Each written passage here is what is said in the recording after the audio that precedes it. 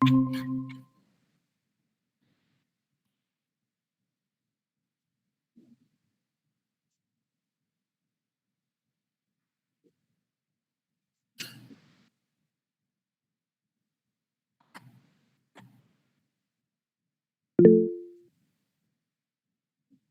noches, José. ¿Qué tal, María Fernanda? Buenas noches.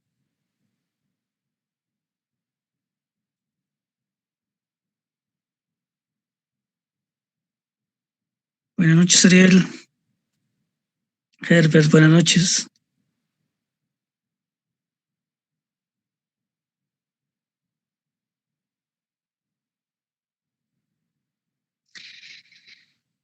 Muy bien, compañeros, entonces hoy vamos a tener la exposición Primeras instituciones económicas y políticas de explotación colonial, haciendo énfasis en el aspecto de las leyes de Burgos, carácter de las primeras instituciones coloniales y otros elementos que lógicamente se integren al tema. Los ponentes son la compañera María Fernanda Castillo y José Alberto Dávila, ¿verdad? Entonces les damos la más atenta y cordial bienvenida y pues creo que ya la mayoría de compañeros se conectaron y pues no sé si estamos listos ya para principiar, si no ustedes me dicen, damos tiempo, no hay ningún problema, ¿verdad? No los vamos a hacer correr tampoco, ¿verdad? Claro, ya estamos, si quiere empezamos y vamos con la primera parte, que es una pequeña introducción al tema en general, que son las primeras instituciones económicas y políticas de la explotación. Uh-huh. Y nos dice esto, ¿verdad?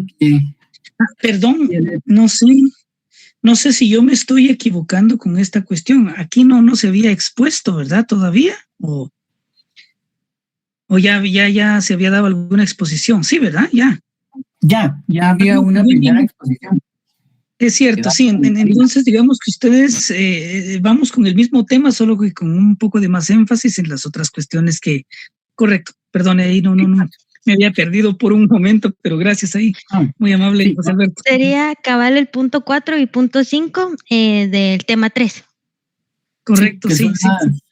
Que es la parte más institucional y todo esto del primer periodo de la conquista, ¿verdad? Y esto. Entonces, como sabemos...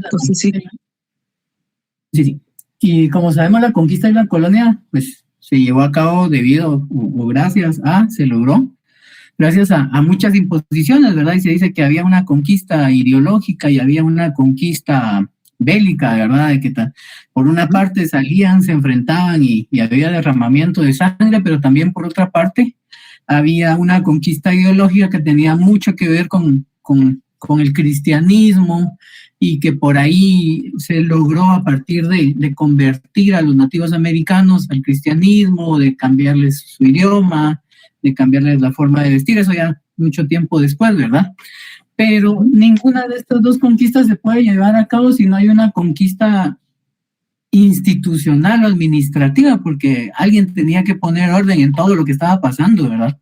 Entonces, desde que vinieron los españoles y bueno, los peninsulares y todo, lo que trajeron consigo, además de personas, armamento y ideologías y muchas otras cosas, fue burocracia, fueron cuestiones administrativas y fue un orden ya establecido que tenían y que tenían, ese orden también se tenía que expandir con la conquista, ¿verdad? Se tenía que, la corona tenía que seguir creciendo y qué mejor que hacerlo de una manera institucional, que era la manera en que les aseguraba que todo iba a estar bajo control.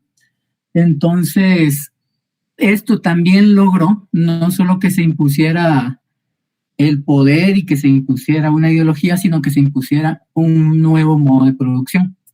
Que esto es algo bien importante que aunque lo sabemos de manera implícita, casi nunca nos lo dicen así tan concreto y tan definido, ¿verdad? O sea, los peninsulares vinieron y también vinieron a poner un nuevo modo de producción acá y fue un cambio grande para los nativos que aunque ya conocían el tributo, ya conocían algo medio despótico tributario, ya conocían el estar subyugados unos pueblos a otros, no tenían exactamente el mismo modo de producción, que venía además impulsado por el mercantilismo, que de a poco se adoptaba en Europa, pero ya llevaba unos años y ya muchos entendían de una manera más pacífica cómo es que iba a estar funcionando, y aquí se adoptó a la fuerza, ¿verdad? Entonces, para hacerlo tendría que haber institucionalidad. Entonces, Fernanda va a empezar con las leyes de Burgos y luego sigo yo. Gracias, Bueno, José Alberto. Entonces, bienvenida, Fernanda, la escuchamos. Bueno, buenas noches a todos. Continuando a lo que nos presentaba el compañero José. Como bien nosotros sabemos al principio del curso de América 2 y todo esto, hemos visto cómo se han dado los procesos tanto de descubrimiento como de conquista, y debemos de entender que todo esto se ha dado de forma progresiva. ¿Sí?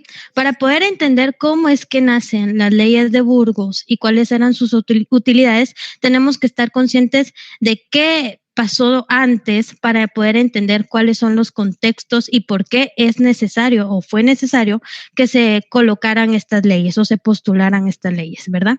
Como nosotros ya sabemos, a partir del descubrimiento, al ver todo cómo se repartían las tierras, los conquistadores o todas estas personas que venían a partir de las empresas de conquista, la corona, al ver que ellos ya estaban sacando como algún beneficio y querer como sacar más de estas nuevas tierras o de este nuevo mundo para ellos, se vieron hasta cierto punto los conquistadores como, ¿cuál sería la palabra? Como violentadores de la humanidad indígena, ¿sí? Entonces, desde que ellos vienen a través de diferentes medios a explotar a los pueblos originarios del área, ¿sí? Entonces, bueno, las leyes de Burgos nacen a partir de un proceso de conquista desorganizado, accidentado, que se ve reflejado dentro de sus sistemas y estructuras implementadas durante la expansión del poderío español. Pues intentaban crear regulaciones que no podían aplicarse en este nuevo mundo. Querían pasar cosas que venían de Europa y querían tal vez intentarlas aplicar aquí, pero no eran mismos sistemas, no eran las mismas formas de trabajar y tampoco eran las mismas formas de explotación de tierra y de explotación de mano de obra. Bueno, para entender un poquito más lo del origen, ahí estamos, el origen de las leyes de Burgos, estas nacen en un poblado con el mismo nombre, ubicado en el norte de España, situado en la parte central de la península ibérica. En dicho territorio, la conquista de los pueblos americanos fue un tema muy debatido. Era uno de los 4 pueblos principales de España con mayor movimiento mercantil y comercial, ¿sí? Por lo mismo que en este territorio se da un debate bastante fuerte en cómo poder llevar las diferentes formas de conquista y de expansión, ¿verdad? En los tribunales se llevan una serie de debates en donde se buscan soluciones que funcionaran no solamente en la teoría, sino también en la práctica. Y así es como viene uno de los frailes, un fraile dominico, que principalmente hizo trabajo en el área de las Antillas, y comienza a presentar una serie de denuncias. El nombre de este fraile es el fray Antonio de Montesinos. Y en estas denuncias él hablaba y presentaba cómo eran las condiciones infrahumanas en las que se tenían trabajando a los indígenas y en las que ellos se encontraban también. Esto dio un inicio en 1511 a un proceso de postulaciones, de diversas reuniones, debates, que lo llevaron a que éstas se fueran aprobando más o menos en 1512, para ser más exacta, en diciembre de 1512. Dicho documento viene a ser también considerada como la primera declaración de los derechos humanos. En esta ya se vienen a decir de que, por ejemplo, los indígenas ya son personas libres, ya se comienza a abolir lo que es el tema de la esclavitud, pero eso lo vamos a ver un poquito más adelante. Para dar un poquito más de contexto, nosotros nos vamos a preguntar ahora, ¿quién era Fray Antonio de Montesinos? Él es un personaje bastante importante en lo que es la promulgación de lo que son las leyes de Burgos. Pues gracias a él, gracias a la influencia que también tenía dentro de del mismo espacio de la monarquía española, principalmente frente a Fernando el Católico, él logró hacer llegar estas diferentes denuncias. Él fue mandado también por parte de la corona para ir a verificar cómo estaban todas estas situaciones, y gracias a todo esto se pudo seguir dando avance a las diferentes promulgaciones de leyes. Siguiente diapositiva, por favor. Muy bien, ¿cómo se aplicaban? A raíz de las denuncias hechas por Fray Antonio de Montesinos, el rey Fernando el Católico se reunió en el convento de San Pablo de Burgos junto con las instancias reales, una junta de teólogos y otra de juristas. Este es un tema bastante importante porque cada quien defendía como su perspectiva. Los juristas o los conquistadores defendían como su poder o su independencia sobre lo encontrado, sobre lo conquistado, como quien dice, encontré esto y esto a mí nadie me lo va a quitar. Sí, y no me importa si es un chucho, una persona o es un pedazo de oro, ¿verdad? Y los teólogos que defendían como principio básico que en sí el derecho natural, ¿sí? Tras estas grandes charlas, debates que se presentan en los tribunales de Burgos, después de 20 reuniones, se le llega a informar al rey Fernando que se había aceptado 7 principios llamados principios de buen gobierno y 35 ordenanzas o artículos basados en proteger y humanizar a la comunidad indígena, al poblado indígena. Hay que tomar muy en cuenta de que todo esto lo hacían ellos también con la visión para cristianizarlos. Uno de los puntos más importantes que vamos a encontrar en los principios y en las ordenanzas llamados artículos es de que ellos lo que buscaban era al indígena. Como bien nosotros nos podemos recordar en la lectura, por ejemplo, de Colón,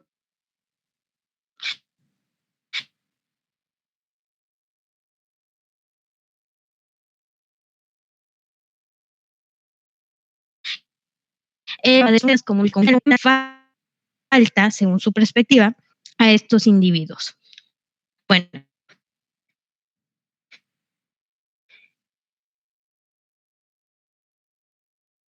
¿Cómo las leyes perdón. Ahí estamos. ¿Cómo repercuten las leyes de Burgos en el trabajo colonial? Pues, primero, ellos necesitaban como tener un estándar o una base legal, se podría decir, para poder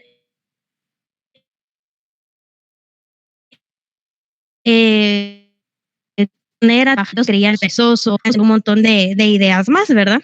Entonces, ellos también buscaron que a través de estos principios y estos artículos se fueran asentando el orden de cómo debían de elaborar ellos para, en todo caso, para los señores conquistar, ¿sí?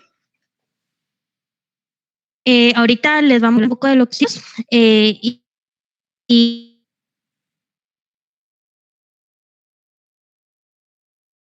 y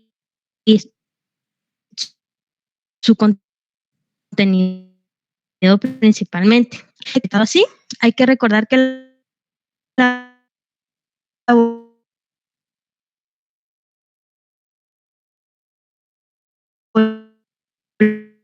de esclavitud comienza el proceso en el 1503, que se negaban a aceptar los requerimientos de los palacios rubios. La segunda, los esclavos de otras culturas, los esclavos provenientes de otras culturas. Y la tercera sería las personas que llegasen a practicar la antropofagia, o dicho en otras palabras, que consumieran carne de su misma especie. El segundo principio consiste en reconocer la libertad de los indios y con ello se acepta su humanidad y su capacidad de aprender la doctrina cristiana. Aquí, como les decía hace un momento, una de las partes fundamentales era la cristianización para que ellos se fueran adoctrinando bajo los estándares que los señores conquistadores deseaban, para poder también así ir multiplicando y ir generando mayor cantidad de ganancias. Algo que leí, por ejemplo, yo en el texto de las leyes de Burgos, no sé, fue de Dietrich, donde hablaba de que se habían dado cuenta de que un primo las más que ellos tenían no eran como las mejores y solo estaban explotando la tierra, y por eso también se ve como que la necesidad de fijar nuevos estatutos para que no solo se explote la tierra y se quedaran los españoles sin esta materia prima tan rica que era no solo el suelo, sino también la mano de obra, ¿sí? El tercer principio trata de imponer a los indios un trabajo obligatorio a favor del encomendadero y la corona, y su única condición es que el trabajo no fuese excusa ni impedimento para asistir a algún acto de fe. Eso quiere decir, por ejemplo, ir a la iglesia. Cuarto principio, que el trabajo no se confundiera con esclavitud y por esto no debía de ser excesivo. Claro, este principio es un poquito subjetivo porque para mí lo que puede ser excesivo, para, por ejemplo, José puede ser menos o puede ser más, ¿sí? Entonces, esto era bastante subjetivo y no se había estandarizado todavía totalmente bien qué era excesivo o no, ¿sí? Solo se había dicho, no los pongan a trabajar tanto, pero no dijeron como qué tanto era tanto, ¿verdad? Quinto principio, todo indio tenía derecho a la propiedad. En este caso, aquí ya se comienza a ver los primeros sesgos de propiedad privada para la población indígena, pero esto tenía un condicionante. Primero tenía que tener un permiso o una aprobación por aquellos que gobernaban el área o en este caso el señor comendadero, por ejemplo. Y haciendo un paréntesis en todo lo que vamos diciendo, vayan prestando mucha atención porque al fin de la... Muy bien. Sexto principio, posición, vamos a tener una actividad que los indios tenían que estar en contacto con los españoles para poder fomentar la evangelización, o sea, siempre buscando y siempre vamos a encontrar ese centro, la cristiandad apareciéndose por todos lados y la ayuda de la iglesia para la corona española, ¿verdad?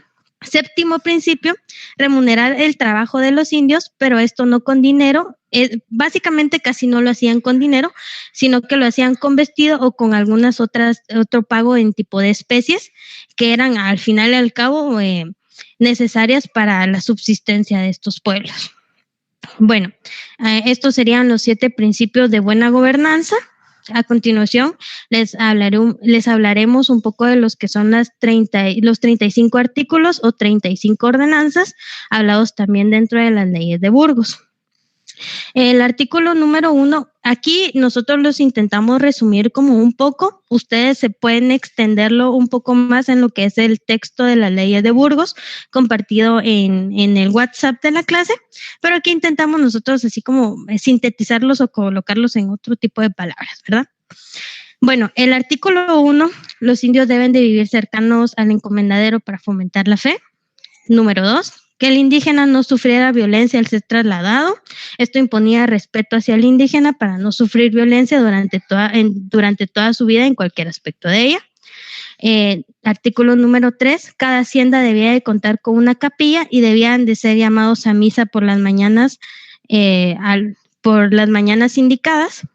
Artículo 4, se estipula la enseñanza de los 10 mandamientos y los 7 pecados capitales, así como otros aspectos de la religión. Número 4, número 5, en esta ordenanza se estipula la construcción de iglesias para facilitar el acceso a todos los sectores, a todas las clases del lugar, cercanos a ese entorno. Número 6, se estipula pagarle a los clérigos con diezmo de los feligreses, ya no directamente con los impuestos. Número 7, debían de haber iglesias en zonas mineras. Recordemos de que durante el proceso de conquista y todo esto, 2 de las grandes fuentes económicas era el comercio y la minería por la producción, por ejemplo, de plata. Y gracias a esto se van asentando los 2 grandes virreinados, que se encuentran aquí en América. O se encontraban, mejor dicho, aquí en América. Número 8, por cada 50 indios se elegía uno para alfabetizarlo y de esta manera contribuir al desarrollo de la sociedad.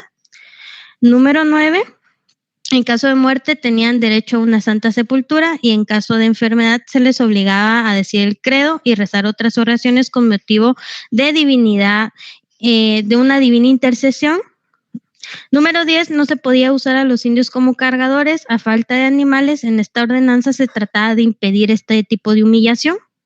Número 11, se estipuló bautizar a todos los recién nacidos de indios, o sea, antes no se efectuaba porque se consideraban que los indios no eran como que seres humanos o no alcanzaban el mismo nivel de los españoles, ¿verdad? Ahora ya se intentaba como que crear una igualdad hasta cierto punto, al menos dentro de ciertos sectores religiosos, ¿verdad?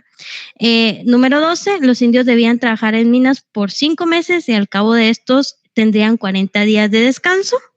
Número 13, no se les podía impedir ningún tipo de celebración de origen indígena, o sea, si todavía ellos tenían algún tipo de expresión o manifestación dentro de su colectivo, dentro de su pueblo, podían hacerlo y esto no tenía que tener ningún tipo de recriminación.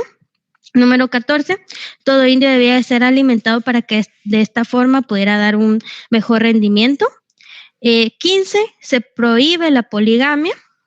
16, se les proveyó protección a las mujeres embarazadas, ya se comienza a dar como un poquito de diferenciación, por ejemplo, ya cuando las mujeres tenían cierta cantidad de meses de embarazo, ellas podían dejar de trabajar como parte de estos artículos o de estas leyes para proteger a este nuevo ser que venía, porque como vuelvo y repito, la mano de obra era un factor sumamente importante para los españoles. Porque ¿qué les iba a servir tener tanto terreno si no había quien lo trabajara y ellos no iban a saber cómo trabajarlos? Número 17, las comunidades de los indios en el encomendadero les tenía que dar una hamaca o un lugar digno para dormir, digno en lo que cabe, aquí cabemos otra vez en lo subjetivo. 18, se debía de brindar algún pago en físico para que cada indio pudiera comprar lo básico. Número 19, con esta ordenanza o con este artículo se provee de criados a cada cacique. Número 20, se da la prohibición de castigos físicos. Lo siguiente los va a continuar José. Sí, todavía hay al menos 15 más. Y para ir resumiendo, todos tienen que ver con el trato que se le daba a los nativos que estaban encomendados, ¿verdad? A tratos que se supone eran tratos humanos, pero nunca iban a ser tratos iguales con relación a los peninsulares y que además, como decía Fernanda, eran tratos que eran subjetivos, ¿verdad? Porque tanto decir no tratarlos mal, no golpearlos o algún tipo de violencia hacia ellos, era algo que al final quedaba dentro de la forma de ver las cosas de los encomenderos. Por ejemplo, también los tratos que eran humanos tenían que ver con darles un lugar donde dormir para que no durmieran en el suelo, o darles algo de comer, pero para que no murieran y poder seguir teniendo mano de obra, ¿verdad? Entonces, al final de cuentas, es una cuestión que es utilitaria en bastante, en gran parte, ¿verdad? Entonces, más o menos, creo que nos tocaba el 25, dice, se prohíbe usar la encomienda de indios para granjerías y negocios privados. Se supone que era para los terrenos que habían sido parte de la repartición, ¿verdad? Se prohíben las provisiones para alimentar a los indios que traigan aldeas distantes de las minas. También se debe proveer para adoctrinar y mantener a los indios traídos de otras islas, a menos que sean esclavos. Entonces ahí también vemos la diferenciación que había. A pesar de ser una vida dura para los nativos, aún así había una diferencia con los esclavos, quienes tenían un poquito menos de derechos. Dice también proveer que se nombren 2 visitadores por cada pueblo. Esta era una labor de diligencia y de supervisión también. Otras cuestiones como provee que los pueblos sean visitados 2 veces al año, una vez por un visitador, otra vez por otro. Entonces ahí hablamos de temporalidades. También otro que dice provee que se den copias de estas ordenanzas firmadas por el gobernador y los visitadores. Todo esto nos dice que ya existían ciertos niveles dentro de las instituciones, que es lo que vamos a ver después. Habían ciertos niveles en donde ya no solo quedaba como al criterio de cada quien, sino también había algún tipo de supervisión por parte de las organizaciones que venían desde la península para ver que todo se estuviera cumpliendo. Y aún así, pues no muchas de esas cosas se cumplieran al pie de la letra, o más que todo, la forma de cumplirlas fuera muy flexible, ¿verdad? Entonces, ahí terminan digamos, solo para nombrar algunos de los 35 artículos, y ahorita vamos con la siguiente parte, que es la parte del carácter de las primeras instituciones coloniales de la explotación. Entonces, ¿cuáles son esas primeras instituciones? Parte de lo que en este tema se abarca es de las que fueron creadas durante el periodo de dominación española en América entre 1492, que es la llegada de los primeros peninsulares al continente americano, hasta 1542 más o menos. Entonces, en sí el contexto es que estas instituciones sirven para administrar y para velar o supervisar los intereses de la corona, ¿verdad?, aquí en el continente americano, y para velar porque también se cumplan las leyes, porque se rindan cuentas, para fiscalizar y hacer varias cuestiones durante esta campaña de conquista. Y estas instituciones garantizaban, de alguna manera, como ya, o sea, no, el esclavismo ya no era algo legal, ¿verdad? Entonces, ¿qué era lo que garantizaban estas instituciones? Garantizaban trabajos forzosos, pago de tributos, pago de repartimientos, otro tipo de prestaciones en productos, y todo en pro de beneficiar a la explotación permanente a favor de los españoles, ya sea criollos o peninsulares. Entonces podemos empezar a hablar, por ejemplo, de los adelantados. Los adelantados, aunque podíamos, si queremos, los vemos como personas individuales, en realidad fueron esas primeras instituciones que vinieron, porque estos adelantados eran los enviados de la península hacia acá y ya venían con responsabilidades, ya venían con la calidad de mandar, administrar, supervisar y todo esto, ¿verdad? Entonces eran instituciones en sí y ellos solo tenían que rendir cuentas, ya sea al rey o a los consejos de Indias que luego fueron apareciendo. Entonces estos son los primeros personajes que tuvieron permisos acá, permisos de dirigentes o de directores, ¿verdad? Permisos para repartir tierras, para encomendar nativos, para nombrar funcionarios, para dictar normativas. Entonces estas eran las primeras instituciones, digamos, las más sencillas que encontramos. Luego ya, pues la cosa se va poniendo compleja. ¿Y por qué? Porque cada vez son más personas peninsulares las que están en estas tierras, cada vez es más complejo dividir ganancias, dividir tierras, tener que seguir ciertos procesos, cada vez es más complejo rendir cuentas. Entonces ya los adelantados ya no se daban abasto, uno, y dos, ya no era tan bien visto, ya no era tan buena idea dejar en una sola persona el poder de tantas cosas, ¿verdad? Un poder que pasa a ser de administrativo hacia político y económico. Entonces aquí podemos ver que aparecen los virreinatos, ¿verdad? Como el de la Nueva España, que comienza en el siglo XVI y que se crea más o menos en 1535, y un año después aparece la opción de la Capitanía General de Guatemala, que era la segunda en importancia, y que aquí pasa algo así como bien curioso, que se dictamina que el virrey no podría ser el gobernador de esta capitanía. Entonces aquí ya vemos que hay independencia, que hay autonomía. ¿Para qué servía esto? Entonces servía para quitar el poder de una sola persona y para asegurar entonces los intereses de quienes estaban detrás de la organización grande, ¿verdad? Y esto, ¿qué carácter tienen estas instituciones? Que es lo que nos importa en este tema, ¿verdad? El carácter es el del ordenamiento administrativo, político y económico, y por ende un ordenamiento social, ¿verdad?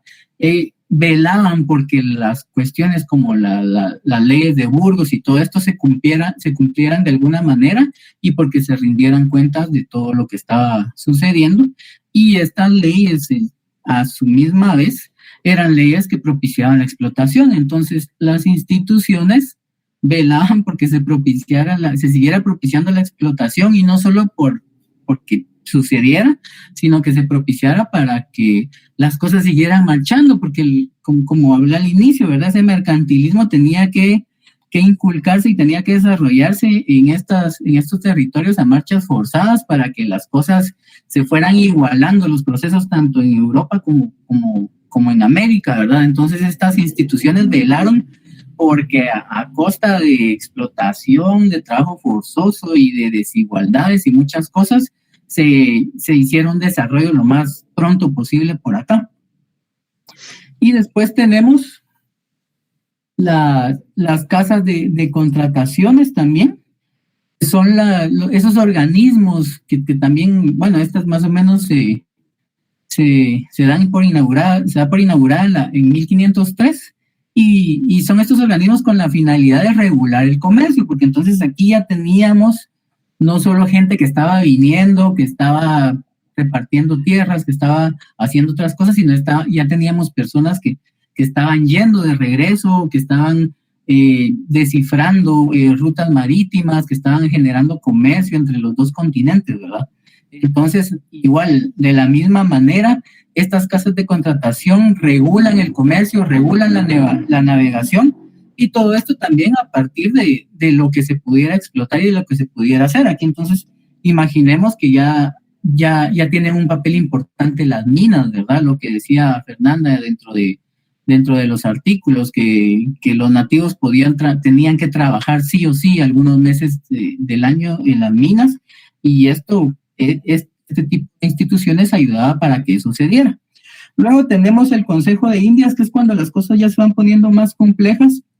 Entonces ya hay más representantes de la corona en América, y estos representantes lo que hacen es desahogar a la corona de ciertas cuestiones operativas, de que no todo tenga que pasar por filtros, que todo sea más rápido, ¿verdad? Que sea como esta cuestión, si lo vemos desde un punto de vista muy materialista, que todos los procesos administrativos que pudieran tener repercusión económica y política se pudieran solventar más rápido, que la burocracia funcionara de una mejor forma, y entonces que la campaña colonial y de conquista siguiera caminando de la mejor manera posible, ¿verdad? O sea, ya no habían tantos filtros, ya el carácter de este tipo de instituciones era hacer todo más sencillo para que siguiera funcionando a favor de los peninsulares, ¿verdad? Y de los criollos.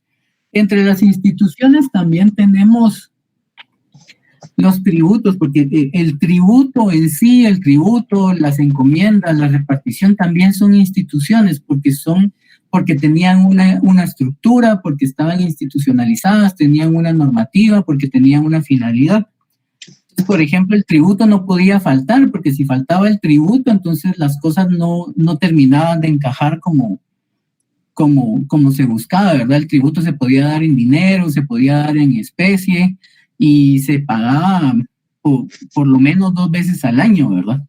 La repartición, que es como una de las etapas claves de este proceso de conquista, es cuando, bueno, las tierras pasan de ser públicas a ser privadas. ¿Por qué? En primer lugar, eran como parte de la promesa de la conquista, ¿verdad? Habían algunas condiciones ahí en donde decía que se les iban a otorgar tierras y todo. Y en segundo lugar, porque para los intereses de los peninsulares era mejor tener tierras privadas, aunque estuvieran divididas y ya pertenecieran a ciertas personas, a tener tierras públicas, y que estas tierras por ahí corrieran el riesgo, ¿verdad? De volver a ser tomadas, de unas rebeliones o algo. Entonces, al tener ya sus territorios bien delimitados, entonces institucionalmente había una garantía más a favor de los conquistadores. Y luego de la repartición viene la encomienda, porque ya sé que se tenían las tierras, ¿qué hacemos, verdad? ¿Cómo las cuidamos? ¿Cómo las mantenemos? Pues ya que el paso de la repartición ya estaba dado, entonces tenían que buscar entre los nativos cómo conseguir las encomiendas para siempre tener servidumbre, ¿verdad? Que entre comillas, porque la esclavitud ya estaba abolida, por así decirlo, pero seguían teniendo tratos bastante duros hacia los nativos americanos, ¿verdad? Entonces, también la encomienda pasa a ser una institución que sirve para mantener ese régimen que se estaba imponiendo, para que ese régimen se desarrollara. Y ese es el carácter de todas estas instituciones de las que les acabo de hablar, es poder mantener el régimen, poder mantener el poder a partir de procesos administrativos que tuvieran repercusión sobre lo social y sobre lo político. Entonces, ahorita vamos a hacer una prueba. Y Fernanda nos va a contar un poco cómo es el asunto. Muy bien. A continuación, nosotros vamos a compartir un link por medio del chat y también vamos a estar compartiendo pantalla en donde van a ver una serie de preguntas de los contenidos hablados en la clase de hoy. Esto es para saber puntos clave o en dado caso, si después queda alguna duda, nosotros vamos a estar resolviendo cualquiera de las dudas pertinentes para el caso. A mí me parece esto una actividad bastante bonita y diferente para que nosotros veamos también qué tanta atención, por ejemplo, colocamos a los diferentes temas que al final también van a ser evaluados por medio de estudios dirigidos o reportes de lectura, cuestiones así. Y es una perspectiva diferente para que nosotros podamos interactuar de una manera distinta. Sí, más que todo que las exposiciones se hacen de forma virtual y quiera que no es algo difícil, todo esto es para que no se aburran del otro lado, ¿verdad? Entonces, ahorita José acaba de compartir el link por medio aquí del chat. ¿Pueden ingresar, por favor? Y bueno, les voy a dar una pequeña introducción. Kahoot es una plataforma que sirve para hacer como de forma interactiva preguntas, respuestas o mini cuestionarios y cosas así. Y los invito a que se unan de una vez para ver y al final quien tenga la mayor cantidad de respuestas buenas va a aparecer en la pantalla y ahorita va a compartir José la pantalla también para que los que en dado caso estén en su teléfono y no se puedan conectar a esta plataforma, a esta pantallita acá, también puedan ver más o menos lo que nosotros quisimos elaborar para ustedes.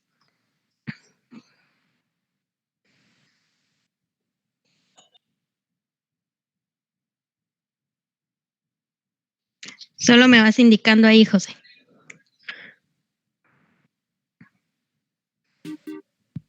Ahí estamos. Perdón, estaba hablando sin micrófono. Sí, ya está el pin ahí y si se ve bien la pestaña, entonces ya hay 2 personas que ingresaron.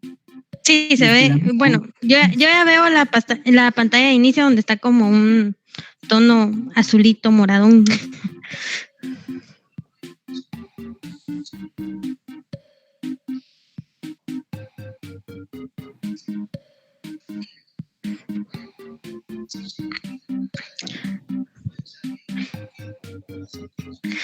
José, no sé si puedes mostrar como la primera pregunta para las personas que se van uniendo y para los que no pueden tener acceso a esto, también para que el licenciado pueda ver más o menos cómo lo montamos. Yo no sé si la pregunta de una vez empieza a correr. Ok.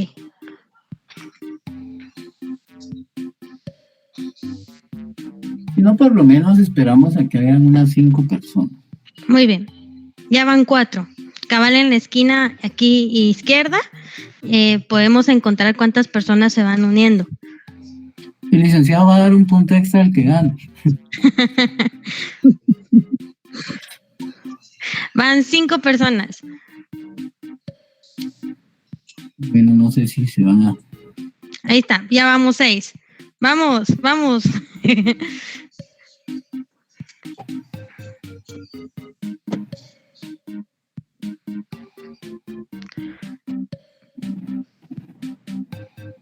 Ahí está, 7. Yo digo que con esa ya, José. Ok. 8, excelente. Son una serie de preguntas y acá no vale solamente que la pregunta esté bien contestada, sino que quien conteste más rápido por ahí va a ganarse el premio de haber puesto más atención. No tenemos nada que ofrecerles más que las felicitaciones. Nomás el puro conocimiento. Sí, es por amor al conocimiento. Entonces aquí vamos con la primera. Ya está cargando. Sobre las leyes de Burgos y más. Son 30 segundos para contestar.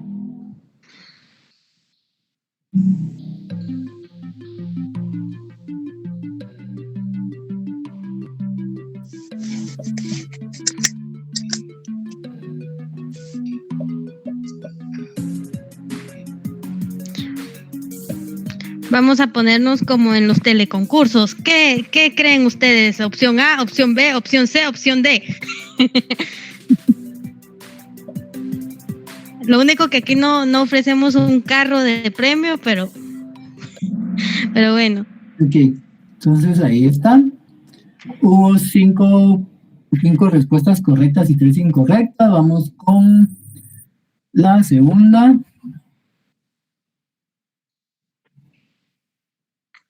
¿En qué año se aprueban las leyes de Burgos?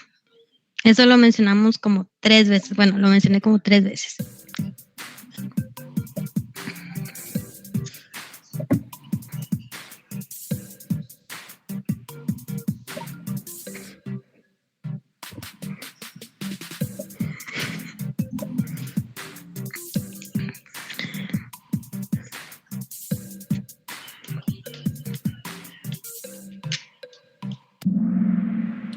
Ok, solo 2 personas se confundieron. Muy bien. En 1542 es que se dan las leyes nuevas, que ese ya va a ser tema de otra exposición de otros compañeros, pero como dato ahí interesante. Ok, va la tercera. ¿Cuántas ordenanzas artículos tiene en las leyes de Burgos? Recuerden, los principios no son los mismos que los artículos.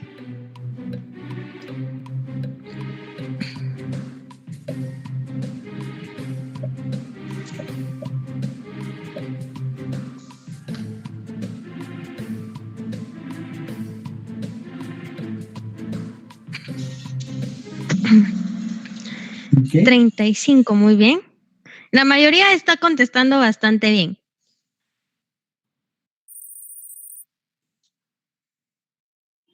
No sé quién es Glowing Rhino, pero va ganando. ¿Bajo el reinado de quién se aprobaron las leyes de Burgos? ¿Será que de la reina Isabel? Lord Pajas pusieron ahí.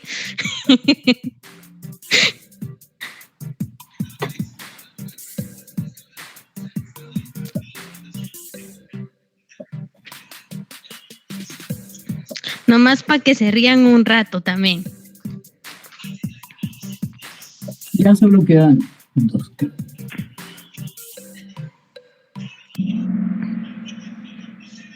Muy bien. Glowing Rhino va arrasando. Esta vale doble. ¿Cuál era la condición para que los indígenas pudieran optar a tener una propiedad privada? Recuerden que aquí se comienza a dar lo que son los primeros sesgos de propiedad privada aquí en América, para los indígenas, claro.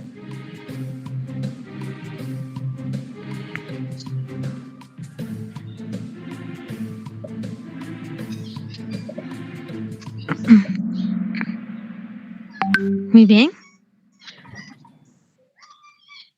Luego vamos. Ya vamos casi. Era la que más valía.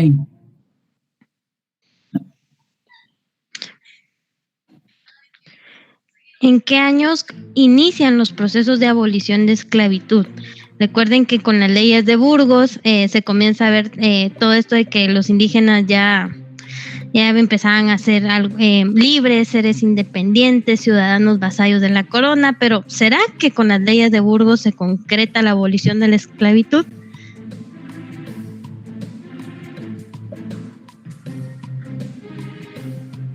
Vamos a ver.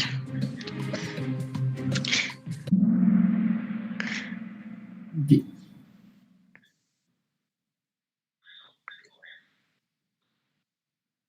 Y la última. La última. La principal condición de españoles a indígenas para brindarle los derechos mencionados en las leyes de Burgos fue, o sea, ¿cuál fue la principal, católico, ¿verdad? ¿Cuál fue la principal condición para que los indígenas pudieran tener los derechos o poder tomar lo que se decía en los artículos? Pago de tributos, que hablaran español, cristianización, y diría el de Sábado Gigante, ¿qué dice el público?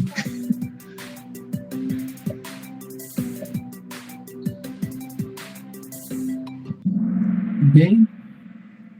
Y eso Ahí lo sí hicimos bastante énfasis. A cada rato les estaba diciendo la cristianización. Muy bien.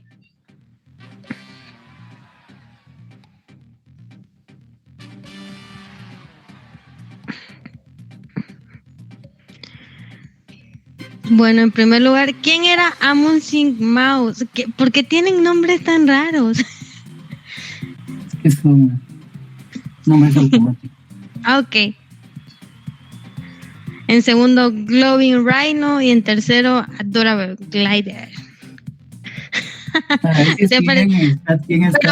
Ajá, díganos aquí en el chat quién es cada quien para que tengan su felicitación grupal.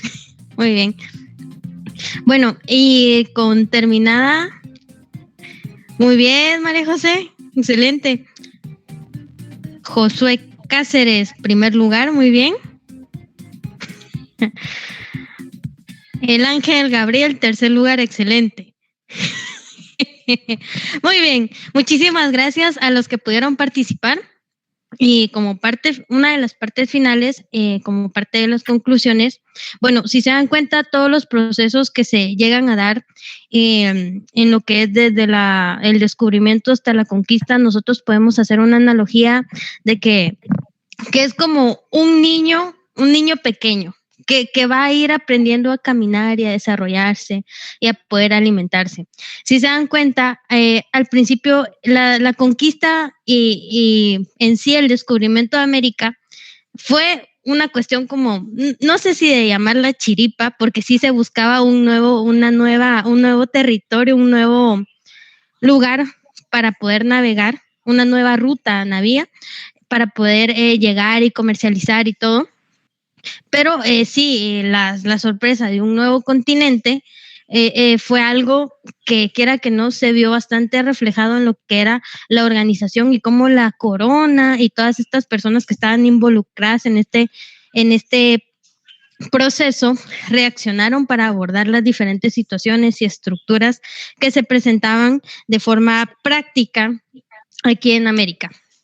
Entonces, si nos damos cuenta, con un principio bastante accidentado, nosotros vemos de que a raíz de todas estas necesidades y a raíz del desarrollo que se quiere ir dando, que se quiere ir asimilando, primero estos conquistadores que recibían diversos títulos gracias a las hazañas de conquista y poder participar en estas empresas de conquista, se les llega a dar y proveer varios títulos, varios derechos y todo, pero la corona, al ver que esto no les traía tampoco mayor cantidad de beneficio, ya comienzan a hacer esto, lo que es los virreinatos, las cuestiones de gobernadores, las capitanías generales y todo, para redistribuir ese poder, ¿sí?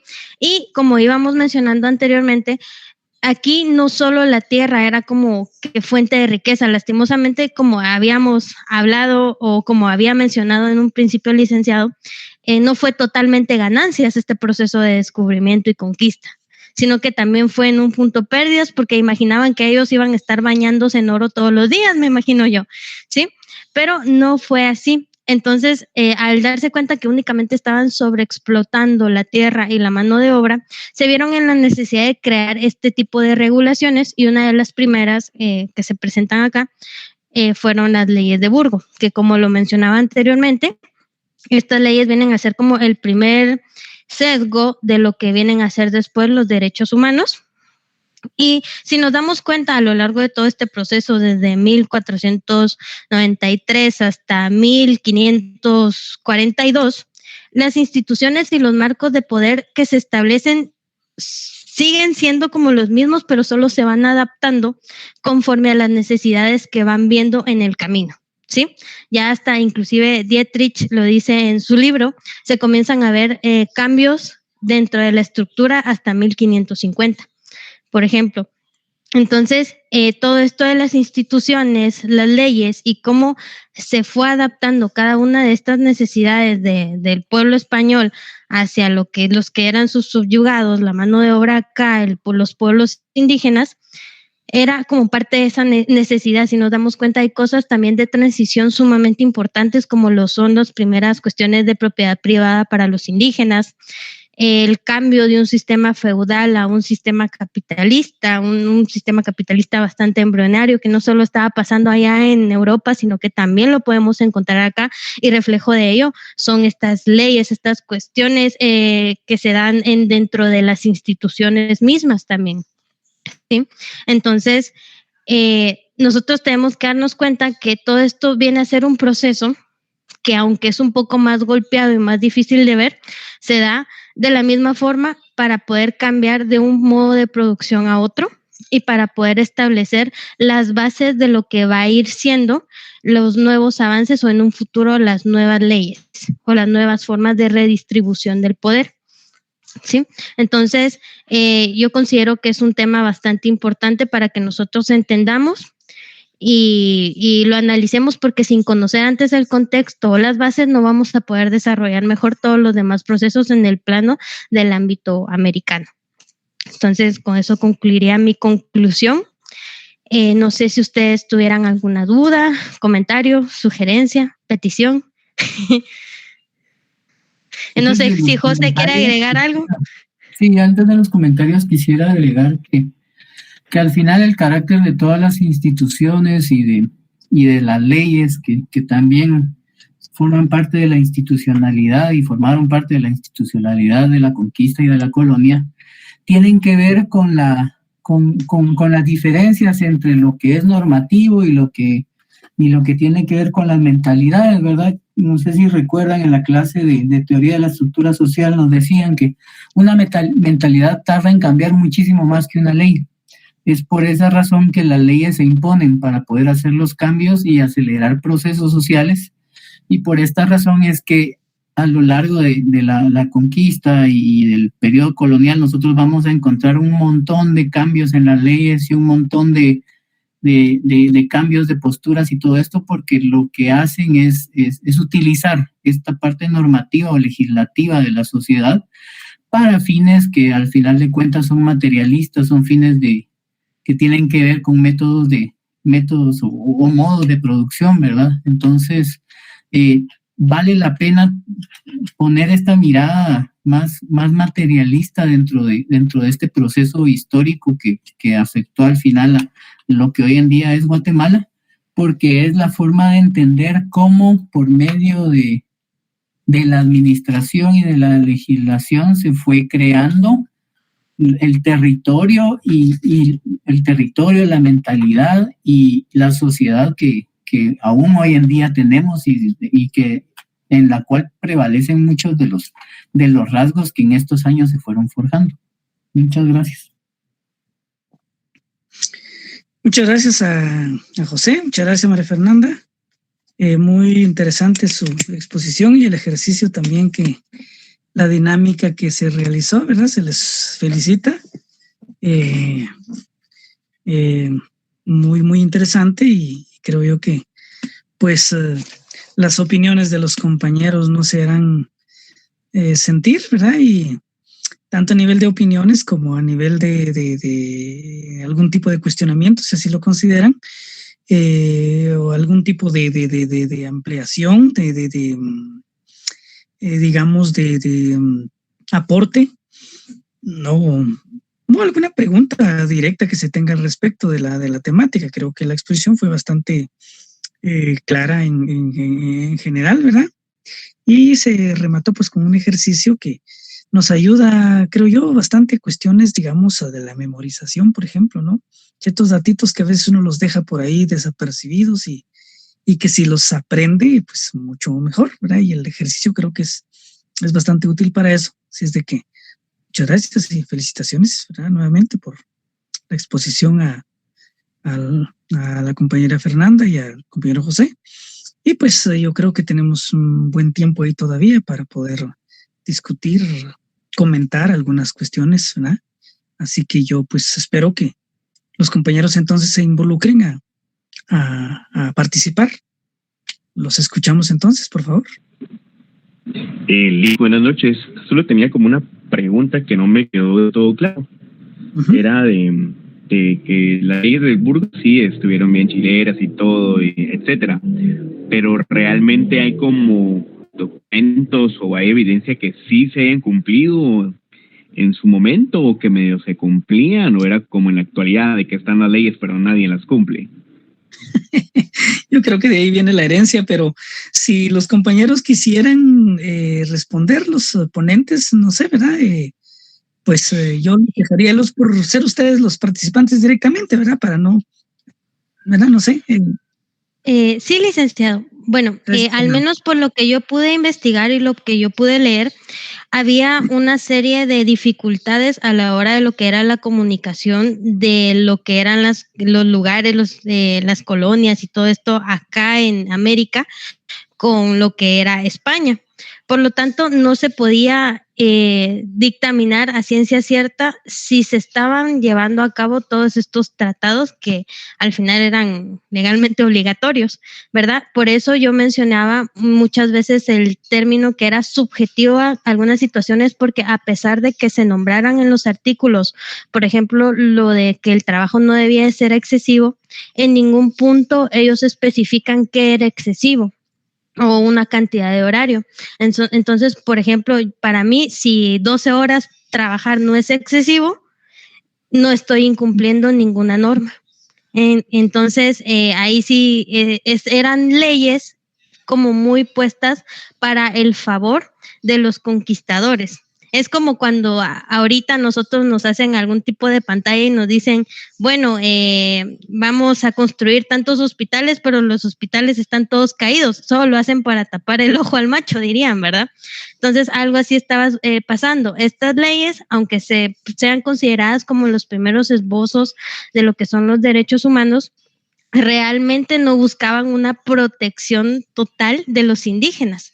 Simplemente ellos estaban buscando como una forma de hacer legal y de que se viera bien lo que ellos estaban haciendo, y en ningún momento estaba como que totalmente estructurado de qué forma se podía cumplir cada uno de los regímenes. Si nos damos cuenta, inclusive en uno de los principios se habla de que ellos tenían que ser remunerados por su trabajo, pero en ningún momento dice que sea con dinero, y por los datos que yo encontré, la mayoría de remuneraciones se daban a través de vestido, comida o cosas bien básicas, que realmente, si nos lo podemos analizar hoy en día, no cubría lo que ellos estaban trabajando.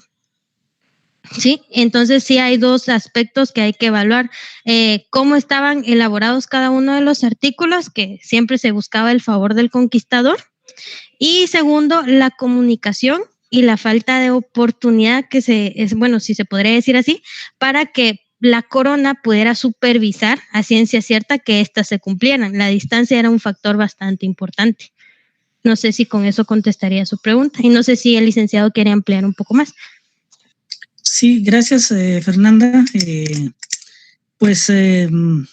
Sí, yo creo que la mayor parte de cosas ya las mencionó usted, ¿verdad? Yo creo que efectivamente, si bien es cierto, las leyes de Burgos están así como bien intencionadas, si queremos decirla desde esa manera, desde esa perspectiva, al final de cuentas, lo que predomina en su elaboración es un interés como de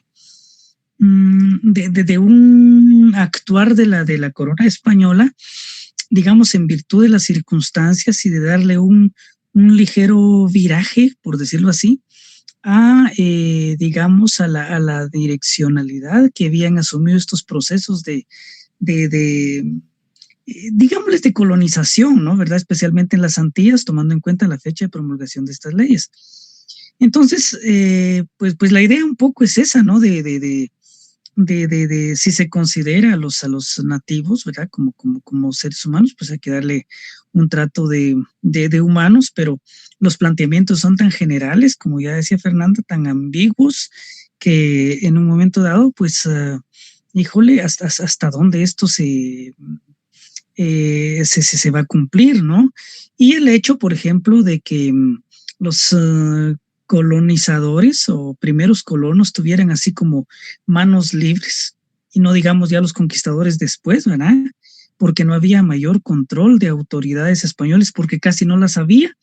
Los mismos compañeros expusieron de que entre las primeras instituciones, digamos, si hablamos de ese tiempo, prácticamente el poder lo tienen primero los descubridores, ¿verdad? En tanto se les den rangos de gobernadores o de adelantados, luego los conquistadores también, que van a actuar como gobernadores y adelantados, ¿no? Hasta que se establece el primer virreinato.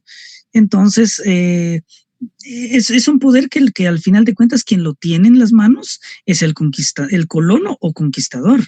En ese sentido, ese poder y el cumplimiento de la ley va a quedar sujeta, obviamente, a su disposición, a su interés, y en función de esto, evidentemente, pues estas leyes de Burgos, como ya dijimos, bien intencionadas, posiblemente, o con alguna buena intención, tampoco y yo sí vería con reserva lo que se dice como algún esbozo de derechos humanos. Yo no los vería así, ¿verdad? Yo creería que simplemente aquí hay como un intento de justificación, no más que todo, de la explotación, de que ya están siendo objeto de estos nativos, indudablemente inicialmente por la corona española, porque la corona española es la que tiene, se supone, bajo su control a todos los nativos, ¿no? Que en todo caso pasarían a ser como súbditos, entre comillas, de la misma corona española, pero en tanto que esta corona española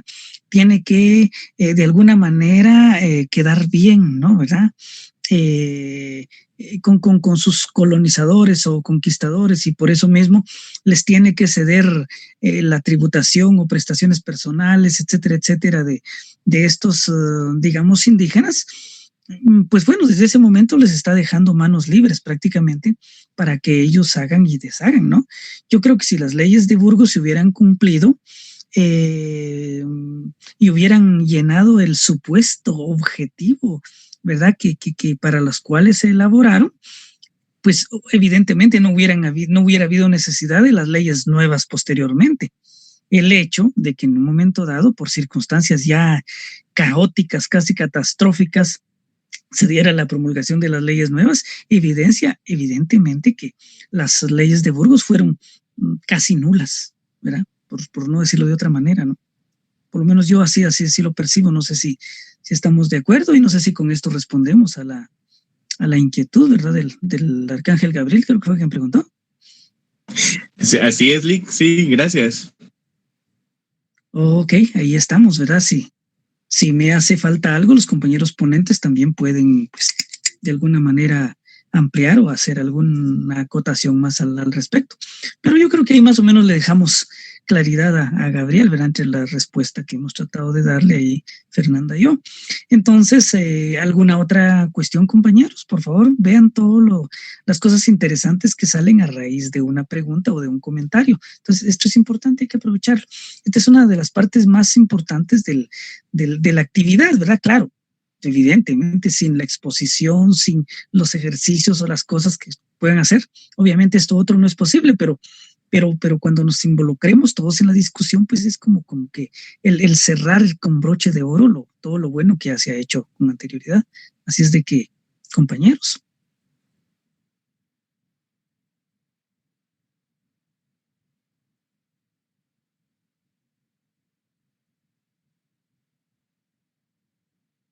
¿Preguntas, comentarios? Sí, Lick, es que me surgió otra pregunta. Perdón, que pregunté mucho. No, entonces, cuando, o sea, antes se le hacía a los españoles que rompían con esas leyes de Burgos o algo así, es como en un dado caso, pues en la ley de decir, de mover a los indígenas, a los indios con no violencia. Si ellos venían y los violentaban, ¿qué se le hacía a ellos? O sea, ¿qué castigo recibían por quebrantar esa ley? Pues no pasaba nada. Bueno, siga, perdón. O sea, no, sí, con eso terminaba. Bueno, okay. Pues no pasaba nada porque simplemente, primero, todavía, digamos que yo creo que los sistemas burocráticos empiezan a presentarse a partir de que inician los procesos de conquista, así de manera sistemática, porque digamos que en principio cuando solo se tiene control sobre las Antillas, ¿verdad? y la colonización se ha concentrado ahí básicamente y apenas empieza a llegarse a territorio continental.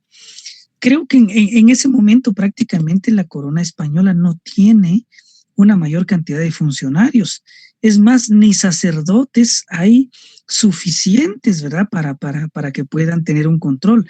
Como no lo hay suficientes, por eso es que se le pide al colono o conquistador después que cristianice, que castellanice, que enseñe las buenas costumbres, que pues haga toda una serie de cosas, porque al final de cuentas no hay todavía una burocracia española, pero ni sacerdotes, insisto, establecidos para mantener un control suficiente sobre todos los territorios. En aquel momento, pues ya sabemos, Antonio de Montesinos pone el grito en el cielo, y cosa que le hace también como adquirir cargo de conciencia al mismo Bartolomé de las Casas, ¿verdad? Que de alguna manera también tuvo encomienda y repartimiento de nativos, y que aunque todavía no se ha ordenado de sacerdote, pues como que dice, bueno, híjole, esto no está bueno, va, y renuncia a eso y se regresa a España a ordenarse mejor, y después ya regresa en otro plano, ¿verdad? Entonces, ¿qué les digo? No hay todavía un sistema claro. Si las autoridades aquí son los jefes de expediciones de conquista y las segundos en cuanto al poder político que está intentando instaurarse son ellos mismos, ¿cómo van a cumplir ellos mismos una ley que les perjudique? ¿O cómo me voy a castigar yo a mí mismo porque estoy obligando digamos, a trabajar todo el día al nativo que tengo asignado o repartido y encomendado, ¿verdad? Entonces, evidentemente que eso no es posible, y que de España venga alguien a castigarlos en aquel momento, eso es muy difícil en realidad. En aquel momento eso prácticamente es infuncional, diríamos que eso va a funcionar hasta con la promulgación y aplicación de las leyes nuevas. Antes de eso, los colonos y o conquistadores, antes de 1542, van a hacer, así como lo escuchan, prácticamente lo que se les dé la gana con los nativos, ¿verdad? Los nativos repartidos y encomendados estaban obligados, ya lo dijo Fernanda, ¿verdad?, a tributar, ¿verdad? Tanto, yo creo que en moneda casi no se maneja moneda, ¿verdad? Entonces, pero era una forma. Sería más que todo en prestaciones personales y en productos seguramente de la tierra, tomando en cuenta de que la cuestión de las minas eran muy escasas y alguna que otra cosa podía aprovecharse, al menos en las Antillas, al momento de la promulgación de estas leyes de Burgos. Claro está que la situación se complica cuando ya se llega a territorio continental, porque como que estas leyes de Burgos quedan muy cortas, ¿verdad? Quedan como algo muy simple, ¿no? Sobre cuya base no se puede gobernar ya extensos territorios con otra serie de cosas que en las Antillas no existía, como son los metales preciosos, ¿no? Por eso es que es necesario como que, digamos, renovar estas leyes, ¿verdad? Cambiar o quitar en buena parte y dejar normas como más claras, ¿no? Más claramente establecidas que de alguna manera sí se pudieran cumplir, pero a través ya de la presencia de una burocracia, ¿verdad? Digamos que llegara a estas tierras y que efectivamente hiciera su labor en función del control de la corona española sobre, digamos, la población colonizadora, independientemente de la forma que hubiera venido, y obviamente ese trato con la población indígena. De esa cuenta, entonces, quizá el carácter de estas instituciones coloniales, estas instituciones de explotación colonial, y me refiero básicamente a las instituciones de explotación económica, creo yo que tanto como el tributo y tanto como el, digamos, el repartimiento y encomienda, podríamos decir que tienen al final de cuentas un carácter esclavista. Los compañeros muy acertadamente hablaron de cambios de modos de producción y efectivamente creo que esto fue sucediendo en el transcurso, digamos, del tiempo. No es de un día para otro, pero fue sucediendo. Entonces yo creo que lo que aquí sucedió fue que prácticamente en un primer momento, por la forma en que los españoles pudieron tratar o tuvieron oportunidad de tratar a los nativos, prácticamente los redujeron a una condición de esclavitud, podríamos decir virtual o de hecho un poco retomando lo que Severo Martínez menciona en alguna parte de su libro La Patria del Criollo, porque, como ustedes también lo dijeron, los nativos en realidad no son esclavos, son libres, pues, son libres. Sí son libres, pues, porque no están asignados como propiedad a ninguna persona en particular, ¿verdad? Al menos aquí en las Antillas. Ya cuando luego viene la guerra justa, digamos, entre comillas, y vienen procesos de conquista en México, América del Sur, Centroamérica y toda la cuestión, ahí ya va a ser otra cosa, porque entra en escena lo que ya sabemos que es la esclavitud legal, ¿verdad? Lo que sabemos que es la esclavitud legal, y aquí la cuestión pues sí digamos, se complica porque pues muchos nativos van a ser, digamos, hechos esclavos de una manera ya como propiedad, ¿verdad?, de determinados individuos. Pero al inicio de estas leyes de Burgos, yo creo que esta situación no pasaba. Esto se complicaría a partir de que empieza el proceso de conquista de México, diríamos, luego de Guatemala y Centroamérica en buena parte, y no digamos en América del Sur. Entonces, yo sí creería que el carácter de estas instituciones de explotación económica fue, al final de cuentas, un carácter esclavista, ¿verdad?, en dos dimensiones. Esclavista en el sentido de que los nativos, y aquí lo decía muy bien Fernanda, los nativos van a trabajar las jornadas de trabajo que los tiene asignados se le dé la gana. El encomendero les va a pedir la cantidad de tributo que se le dé la gana. ¿Y cómo vamos a medir o cuantificar eso? Pues obviamente no tenemos un criterio, obviamente. Va a ser una cuestión subjetiva y funcionarios de la corona para que controlen eso no van a haber, ¿verdad? Entonces, prácticamente estamos pensando en la existencia de una esclavitud virtual o de hecho. No es legal. Aparte va a ser aquella esclavitud ya cuando se dan los procesos de conquista, que por no aceptar el famoso requerimiento de Palacio Rubio se les hace la guerra y que todos los prisioneros entonces pasan a ser esclavos de quienes sean y que hasta los van a errar, los van a marcar, etcétera, etcétera. Pues evidentemente estaríamos hablando entonces entre 1492 prácticamente hasta 1542 y más allá todavía, porque la aplicación de las leyes nuevas no es inmediata a su promulgación, podríamos estar hablando entonces de un carácter esclavista de esas instituciones, mucho más que servil, ¿verdad? Carácter esclavista, digamos, de estas instituciones económicas de explotación colonial.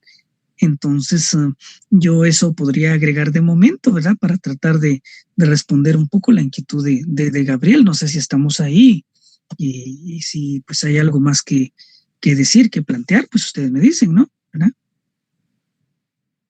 Por mí todo está bien, Lick. Sí, ok, Gabriel. Muy bien, entonces ya tenemos claridad en esto, ¿verdad? Les digo, lo que estoy haciendo aquí es un poquito ampliando, ¿verdad? Ahondando en algunas cositas que ya los compañeros plantearon muy acertadamente en su exposición. Así que, pero igual, si hubiera alguna otra cuestión, algo más que quieran que se les amplíe, pues con mucho gusto lo hacemos, ¿no? Para eso estamos y tenemos tiempo todavía.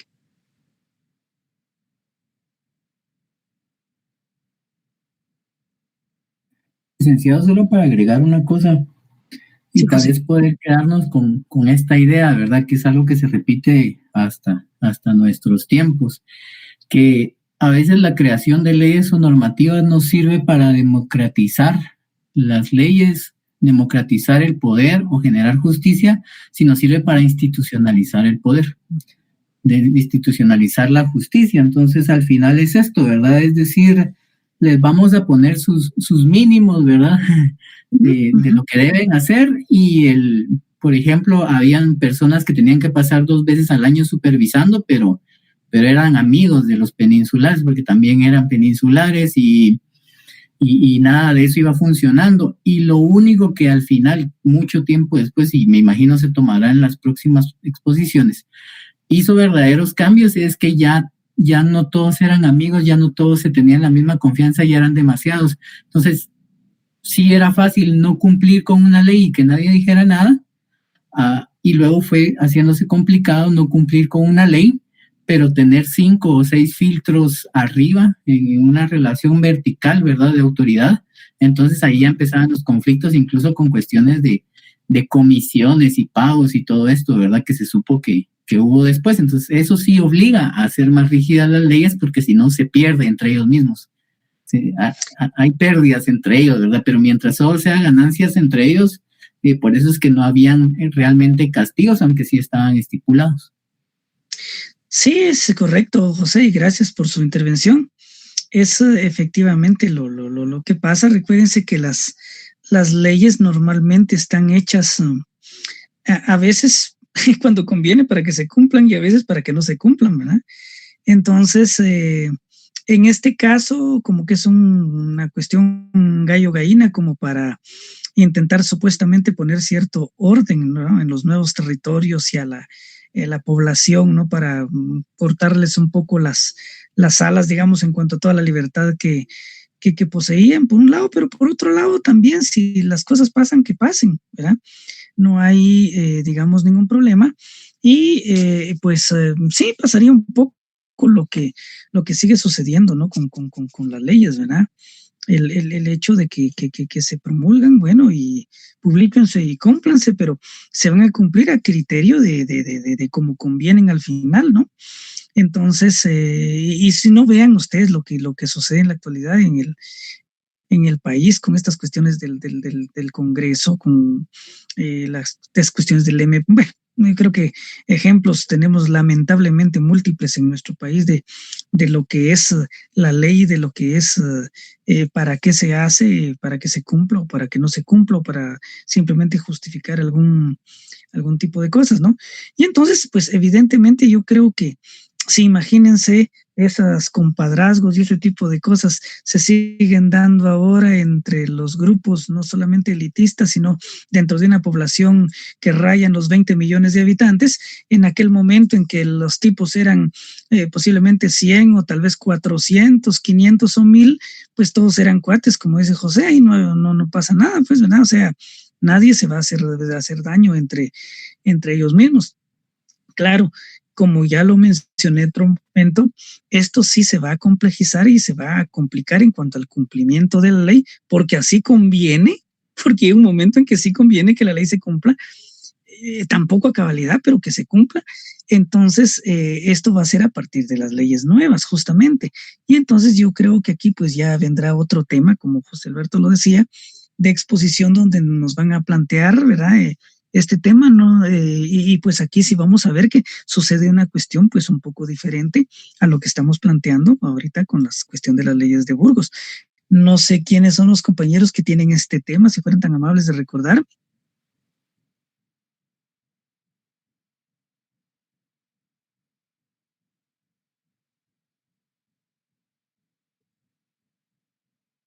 Compañeros.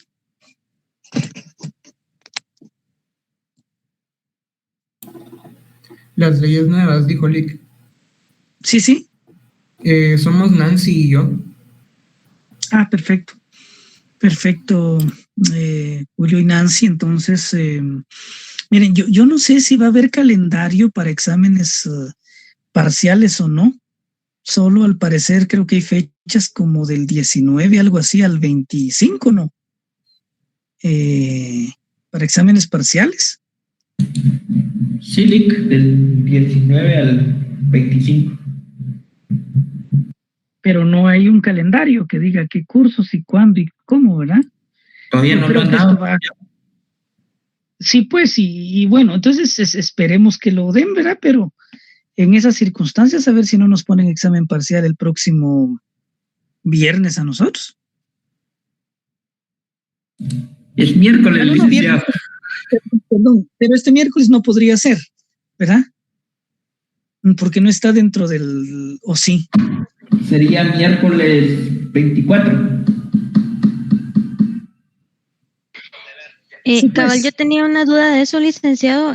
Solo para rectificar, este miércoles tendríamos con ustedes el segundo estudio dirigido. ¿O cómo? Sí, es que en eso estaba justamente pensando, ¿verdad? Porque Sí, y posiblemente ese examen entonces sí sea el miércoles 24, ¿verdad? Yo creo que algo así va a ser la cuestión, ¿verdad? Entonces, y si no se ve claro con su horario tan especial que tienen, pues ya nosotros lo arreglamos, ¿verdad? Tampoco nos vamos a sujetar a cosas que no podemos realizar. Aquí sí que, volviendo a la cuestión de la ley, ¿verdad? Porque para comenzar ese calendario ya debía de haber estado para que nosotros estuviéramos pensando en qué fecha nos tocan, pero si nos van a decir el día antes o el día mismo que nos tocaría el examen, pues tampoco, pues, ¿verdad? Yo creo que ahí ya quedaría a nuestro criterio en qué momento podemos realizar esas evaluaciones. Pero en todo caso, de ser en esa semana, tendría que ser, no podría ser en otro momento que no fuera el 24. Y ciertamente este miércoles, cabalmente, como decía Fernanda, tendríamos entonces el estudio dirigido sobre los temas esos que habíamos ya descritos de las casas, de comentarios reales del Inca Garcilaso, leyes de Burgos y leyes nuevas, que pues ustedes ya los trabajaron, ya los leyeron y que de hecho van a entrar para examen parcial también, ¿verdad? Entonces creo que así quedaríamos, ¿verdad? ¿Verdad? Sí. Escritos de las casas es un capítulo que sigue de inmediato al descubrimiento de América en el libro de Olmedo, España. Sí, escritos de las casas. Creo que son dos cuestioncitas las que hay ahí muy breves, ¿verdad? Cabal, aquí lo compartió usted en el grupo. Yo lo imprimí, es este. Ajá, Cabal, correcto. Ahí están. Escritos de Bartolomé Las Casas. Sí, gracias, Fernanda. Correcto. Ahí está, eso es, ¿verdad? Entonces, pues creo que ahí estaríamos, ¿verdad? Porque la otra, sí, la otra cuestión es que, pero no sé, esto creo que sería hacer correr un poco mucho a los compañeros que tienen el tema de las leyes nuevas, ya para exposición de nada, María José Laura, ya para exposición del miércoles, ¿verdad? Leyes nuevas, creo que no sería lo, ¿verdad? Entonces, tampoco los vamos a hacer correr, ¿verdad? O no sé cómo están los compañeros, Julio y Nancy, si no estoy mal. Pues si usted considera correcto correr un poco la exposición, yo no tendría ningún problema. Pero para este miércoles no estarían ustedes así como, o ¿cómo lo ven? Para ese miércoles que viene. Sí, para este próximo miércoles. No se sientan presionados, no los estoy obligando, solo les pregunta nada más. Pues ahí vamos avanzando un poco, pero pues a mí me gustaría más pasarla el día siguiente. Bueno, correcto. Entonces corramos esto para el lunes siguiente y entonces hagamos nuestro estudio dirigido este miércoles, ¿se les parece? Igual ustedes de hecho ya leyeron documentos, de todos modos los van a tener disponibles, los van a tener a la mano y pues ¿verdad? Yo creo que no, esto no sería problema, me imagino. No hay problema, Lick. Bueno, perfecto. Entonces, muy bien. Entonces, para el lunes la exposición, ¿verdad? Digamos, de esto de las leyes nuevas. Y este miércoles, entonces, sería el estudio dirigido. Así quedamos, así está bien.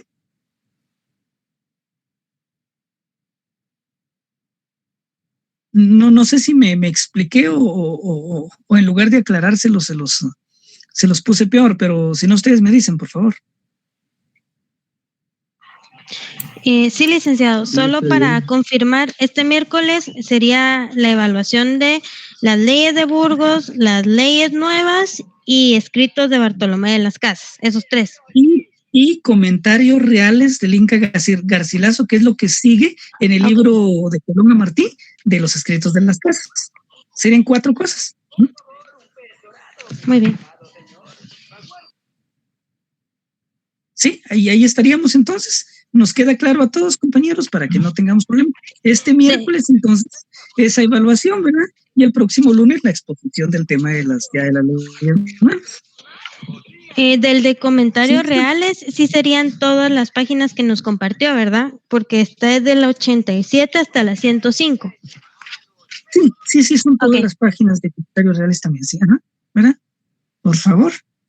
Bien, entonces ahí estamos, compañeros, ¿verdad? Entonces, el próximo miércoles hacemos nuestro ejercicio de evaluación y el siguiente lunes exposición, y supongo que el siguiente miércoles sería examen parcial, más o menos creo que ese sería el orden en que llevaríamos las actividades. Cualquier cosa, pues nosotros también podemos consensuarlo y ordenarlas si no nos conviniera a todos, principalmente a ustedes. Así es de que, compañeros, entonces muchísimas gracias a Fernanda y a José por su exposición, ¿verdad? Y a todos por su participación en ello. Me ha parecido muy, muy interesante todo lo que están haciendo y qué bueno, se nota el interés en el curso de todos. Felicitaciones a todos y qué bien, me alegra mucho. Así que un gustazo, que estén bien. Feliz noche entonces y el próximo miércoles para nuestro estudio dirigido, ¿sí? Feliz noche, Lick, gracias. Para servirles. Buenas noches, licenciado. Cuídese. Gracias igualmente, que estén bien. Saludos, hasta luego.